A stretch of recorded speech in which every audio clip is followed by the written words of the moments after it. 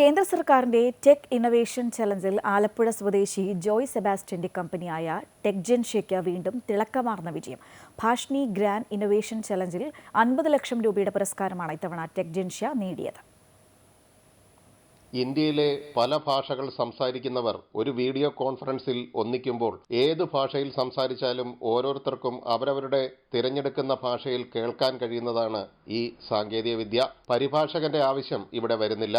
ഇതാണ് ടെക്ജൻഷ്യ വികസിപ്പിച്ച webinar software. ഈ സോഫ്റ്റ്വെയർ നമ്മൾ വീഡിയോ കോൺഫറൻസിങ്ങിൽ തന്നെ മൾട്ടിലിംഗ്വൽ കേപ്പബിലിറ്റി ബിൽഡ് ചെയ്തു എന്നുള്ളതാണ് ഇപ്പോഴത്തെ വ്യത്യാസം. ഞങ്ങൾ 2020 അവാർഡ് നേടിയ വീഡിയോ കോൺഫറൻസിങ് സോഫ്റ്റ്വെയറിൻ്റെ മേലെ നമുക്ക് ഒരേ സമയം തത്സമയം ട്രാൻസ്ലേഷൻ എനേബിൾഡായി.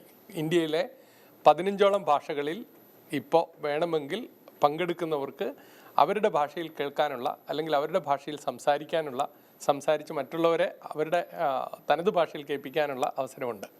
അതാണ് നമ്മൾ എനേബിൾ ചെയ്തത്.